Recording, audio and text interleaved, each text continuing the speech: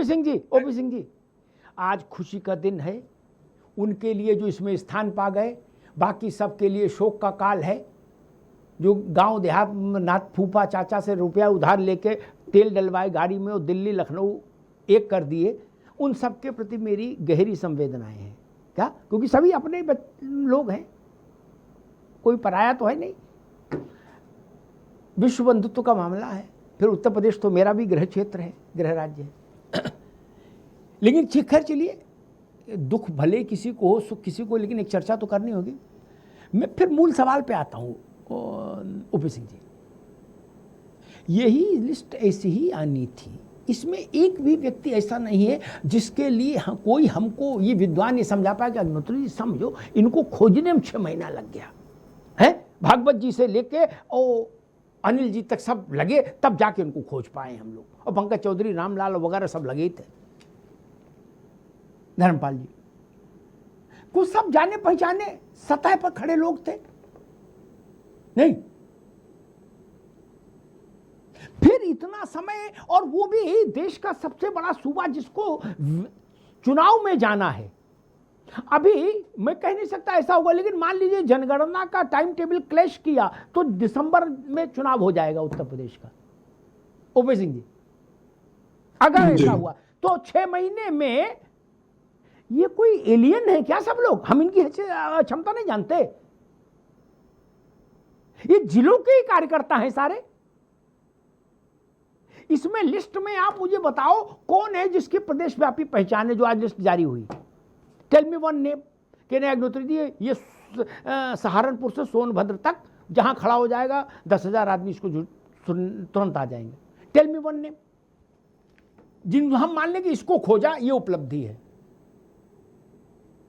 अगर ये महामंत्री संजय को छोड़कर 7 लोग नए हैं, महामंत्री के नाते प्रदेश तो घूमेंगे।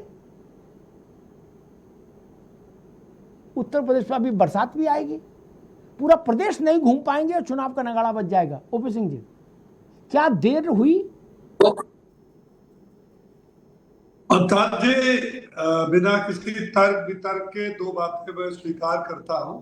नंबर 1 की सूची जारी होने में विलंब, लेकिन देर आए दुरुस्त, सूची जारी करने में विलंब हुआ, इस बात को मैं स्वीकार। और आपने एक बात और कही कि यह सूची विभिन्न नेताओं के सामने से गुजरी। इसका मतलब कि यह लोकतांत्रिक पार्टी है और इसमें कोई एक छत्रप नहीं है, विभिन्न पार्टियों की तरह कमरे में बैठे और जारी कर दिया, भाई ये लो लिस्ट को पकड़ो, अखबार में दे दो। ऐसा भी नहीं है, लोकतांत्रिक पार्टी है। और आपने स्वयं कहा कि कई स्तर से ये सूचियां जारी हुई, तो बिल्कुल। दूसरी बात यह है कि जो सूची जारी हुई, इसमें आपने स्वयं स्वीकार किया है कि जिस बात की दूसरी पार्टियां जितने लोगों ने समर्थन दिया, भाई अभी उनकी बात आ जाए। जी जी जी, जो दूसरी पार्टियां डंका पीटती है, कभी एमवाई का, कभी पीडीए का, कि हमने पीडीए को खड़ा किया है जी, वो तो बोलने की चीज है। हमारी पार्टी सर्व समाज की पार्टी, सभी क्षेत्रों का संतुलन और सभी जातियों का सामाजिक समीकरण, सबको जोड़ करके हमारी पार्टी चलती। और आज से नहीं, ये तो हताश निराश पार्टी है कि कभी कुछ नारा, कभी कुछ नारा, इससे भला इस चुनाव में नहीं तो इस नारे से भला इस चुनाव, ऐसा नहीं। आप तो पुराने पत्रकार हैं, आप देखें भारतीय जनता पार्टी की जब से रचना हुई तब से ये सर्व समाज को लेकर चलती है। और यही हमारी उपलब्धि है कि देश के 28 राज्यों में, 22 राज्यों में हमारी सरकार है, जनादेश है, सरकार नहीं जनादेश है। लेकिन वो पार्टियां जिनकी स्थापना 1992 से हुई और आज तक राष्ट्रीय अध्यक्ष कौन है? बहन मायावती पार्टी की जब से स्थापना हुई, राष्ट्रीय अध्यक्ष कौन है? एक गांधी परिवार है, उसकी जब से स्थापना हुई, राष्ट्रीय अध्यक्ष कौन है?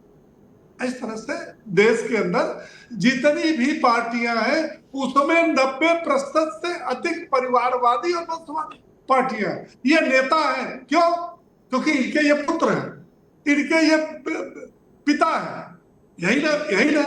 और आज स्थिति ये देखिए, कि दो चीजों का, बहुत गंभीर बात मैं कह रहा हूं, मैं अपनी पार्टी के हैसियत से नहीं बोल रहा, दो चीजों का सूर्य विलुप्त हो रहा है। नंबर एक, परिवारवादी पार्टियों का, नजर उठा के देख लीजिए, और जिसने मुस्लिम तुष्टीकरण की, जातिवाद की, राजनीति की, पराकाष्ठा की, उनके सूर्य डूब गए। इसमें भारतीय जनता पार्टी का कोई लेना देना, भारतीय जनता पार्टी का कोई प्रयास नहीं है कि भारतीय जनता पार्टी के कारण ये डूब गई। ये अपने कर्मों से डूब गई। क्यों डूब गई? परिवारवाद, अति तुष्टीकरण, और वही मुद्दा उत्तर प्रदेश के चुनाव में फिर आ रहा है। हम कहते हैं, आपने एक बात कही कि ओपी सिंह, ये बताओ कौन बड़ा नेता है जिसके वजह से 10,000 की भीड़ हो गई? हमारे यहाँ कोई बड़ा नेता नहीं होता। हमारे यहाँ जब नितिन नवीन राष्ट्रीय अध्यक्ष चुने गए तो तमाम पार्टियों ने आरोप लगा, ये नितिन नवीन क्या है राष्ट्रीय अध्यक्ष? हम ऐसे ही बनाते हैं। हम कार्यकर्ता को जमीन से उठाते हैं, आसमान पर ले जाते हैं। दूसरी पार्टियां घोषित कर दे कि कल मैं सत्ता में आऊंगा तो राष्ट्रीय अध्यक्ष दूसरी जाति का होगा, यदि सत्ता में आऊंगा तो मुख्यमंत्री पीडीए के यादव सैफई परिवार के अतिरिक्त होगा। असंभव, इम्पॉसिबल, असंभव नहीं हो सकता। और ये जो हम तर्क देते हैं कि सर समाज हमारे साथ, ओबीसी हमारे साथ, अरे पूरी जनता जानती है, हम तर्क वितर्क मुंह से दिमाग से भले कर रहे हैं। एक मिनट एक छोटा सवाल ले लो। जो अभी राठी जी कह रहे थे, वो कह रहे थे हमारा गुजर गुजर है, तुम्हारा गुजर गुजर नहीं। वो कह रहे राजकुमार भाटी को गुजर नेता मानेगा, नवाब सिंह को नहीं। अब इसका उत्तर तो आपने स्वयं बता दिया, कोई किसी का नहीं होता है। नवाब सिंह 1980 में जब बीजेपी बनी थी, तब वो बीजेपी के यहाँ के बड़े नेताओं में से एक पाल है, हमारा पाल पाल नहीं है, आपका मौर्य मौर्य है। ये तो गलत बात है ना अमिताभ जी। ये तो दावा वही कर सकते हैं जो बड़बोले हैं, हम नहीं कर सकते। हम ये नहीं कह सकते हमारा गुजर गुजर है, तुम्हारा गुजर गुजर, तो हमारा नेता नेता है, तुम्हारा नेता नेता। ये इस तरह के गलत बयान हम नहीं दे सकते। जो है वो सर्वमान्य है और वो अपने कर्मों की बदौलत है, और आगे भी जो चलेगा अपने कर्मों की बदौलत चलेगा। एक महेंद्र जी के पास चलूंगा। एक दृश्य मैंने देखा, एक बार मैं बैठा था कहीं, तो क्षेत्रीय दल था, तो उनके दल के 2-3 प्रमुख लोग आए, तो उन्होंने कहा भाई बताओ, तो उन्होंने कहा एक जिले का नाम लिया महेंद्र जी, हाँ, कि वहाँ अध्यक्ष बनना है। तो हम लोग चाय पी रहे थे और वो फ्रेंच फ्राइज होता है क्या, वो खा रहे थे। तो उन्होंने कहा बोलो बोलो बोलो, बोलो कौन लोग हैं वहाँ। तो बताए 5-6 नाम, फला को कर दो, चिट्ठी बनवा दो। क्या? मेरे ख्याल से पूरी प्रक्रिया में 1 मिनट नहीं लगा होगा, पूरा अध्यक्ष बन गया। क्षेत्रीय दलों में ये संभव है, राष्ट्रीय दलों में ये संभव नहीं, ऐसा मुझे लगता है। एक चीज जो वो। दूसरी चीज, जैसे अभी समाजवादी पार्टी के विजय भाई ने कहा कि आप गुजर को बना सकते हो अपने यहाँ, लेकिन गुजर आपके गुजर को नेता नहीं मानेगा, वो हमारे गुजर को मानेगा। ये थर्मामीटर, अभी वो तो कह रहे थे कि मेरे पास थर्मामीटर है, लेकिन मैं आप समझना चाहते क्या कोई ऐसा थर्मामीटर इजाद हुआ है जो ये पता कर पाए कि भाई ये गुजर है 100% और ये 50% है? या कोई भी जात ले लीजिए उदाहरण के लिए, गुजर की चर्चा हुई तो गुजर। महेंद्र जी। देखिए, निश्चित रूप से मुझे लगता है कि खासकर भारत में अगर जो क्षेत्रीय दलों का हम इतिहास देखें और शुरू से उनका जो संगठनात्मक ढांचा देखें, तो एक नेता के इर्द गिर्द, एक जाति के इर्द गिर्द और एक परिवार के इर्द गिर्द उन्होंने संगठित होने की कोशिश की है। और ये सिर्फ उत्तर प्रदेश के लिए नहीं, हर राज्य में, चाहे वो उत्तर से लेके आप दक्षिण तक जाएं, सुदूर दक्षिण। हाँ, ये क्षेत्रीय दलों की एक अजीब विडंबना रही है कि जो क्षेत्रीय दलों की भूमिका जो भारतीय राजनीति में उनसे मानी जाती थी कि वो क्षेत्रीय मुद्दों को उठाएंगे, वो जो क्षेत्रीय जरूरतों को उठाएंगे, लेकिन वो करने के बजाय क्षेत्रीय दल जो है एक परिवार के संगठन के रूप में जो है अपने आप को, अगर अब तक आगे अगर भारत का इतिहास, राजनीतिक इतिहास कुछ और कहेगा तो दूसरी बात है, लेकिन अब तक जो है ऐसा ही हुआ है कि क्षेत्रीय दल एक जातीय मुद्दों को लेके आगे बढ़े हैं, क्षेत्रीय दल जो है एक परिवार को लेके आगे बढ़े हैं।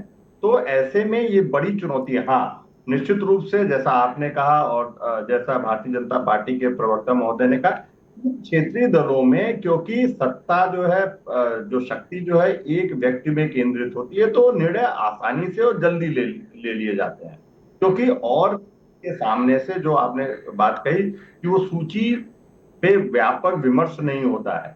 मैं ये मानता हूं कि अगर खींचतान राजनीतिक दलों में हो रही है तो ये लोकतंत्र के लिए स्वस्थ है, क्योंकि अलग अलग विचार जो है, अलग अलग नेता अलग अलग जो है अपनी मांगे रख पाने में वो सक्षम है।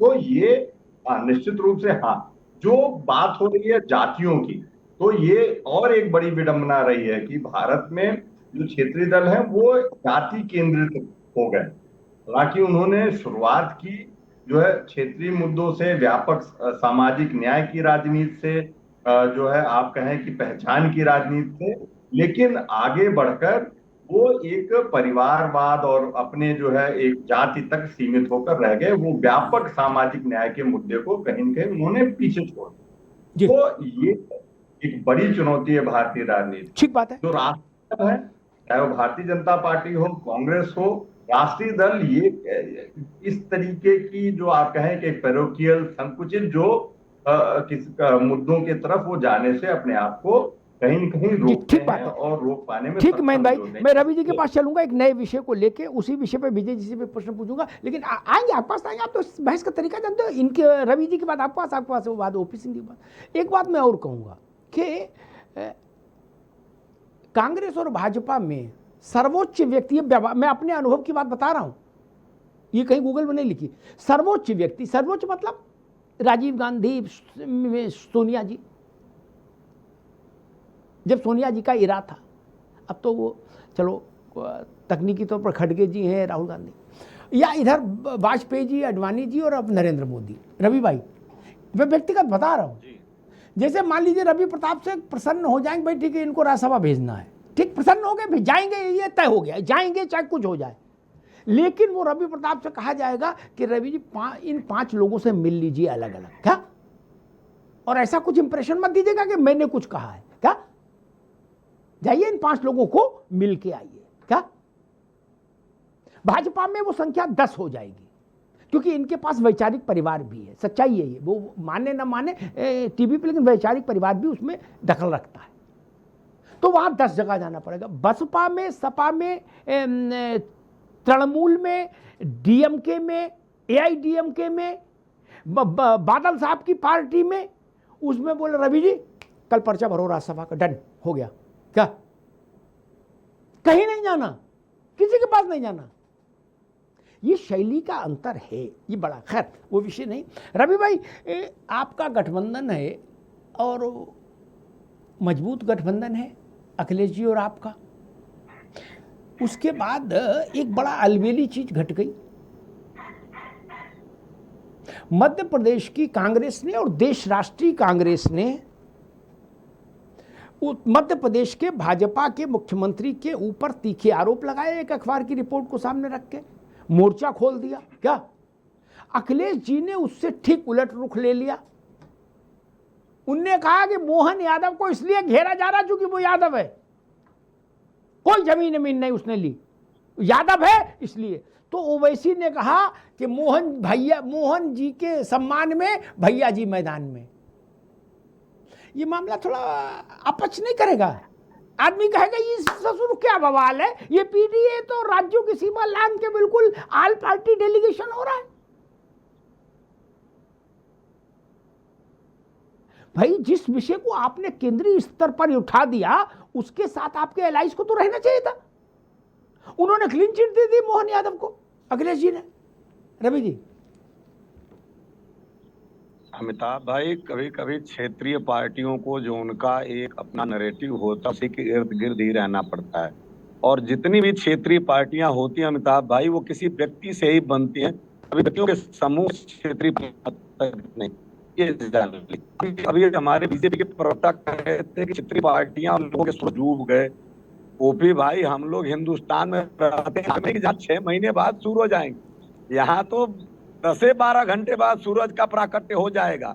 तो अब आपका भी कम से कम रात लंबी हो गई है और डूबे हैं, चलिए। दूसरी बात अमिताभ जी, कि मोहन यादव जी ने निश्चित रूप से महाकाल में जितना बड़ा भ्रष्टाचार जमीनों का हुआ वो एक प्रायोजित था। इससे कम भ्रष्टाचार की ऐसी पॉलिसी बनी कि हमारा राजकोष घाटे में चला जाता, फला व्यक्तियों को लाभ हो जाता। उस शराब नीति से लाभ भी हुआ, लेकिन लोग, सरकार चली गई और लोग झेल गए। यहाँ पे तो महाकाल 200 हेक्टेयर जमीनें यानी 200 एकड़ जमीनों का हो गया, और हम उसको नहीं कह रहे हैं। यहाँ पे सिलाएं चली गई, 2 कुंटल चांदियों का नहीं पता, और आप आज के बिना मतलब तो आपकी टीम ने रिसर्च किया और रिसर्च ने आपको दिया होगा, देने के बाद आपने ये कि राम सिंह श्याम सिंह बना दिया और आप बैठ गए, देंगे आपकी क्रेडिबिलिटी है तो वो मान्यता है। ठीक है रवि भाई, ठीक है, आपकी बात ठीक है, अपने तर्क आपके ठीक है, लेकिन मैंने तो सिर्फ सरल बात पूछी कि कम से कम अपने संगी साथी को बता दिया करो कि भाई हम ये मामला उठा रहे, तुम इसके खिलाफ न चले जाना यार, नहीं मेरी बेइज्जती कराओ।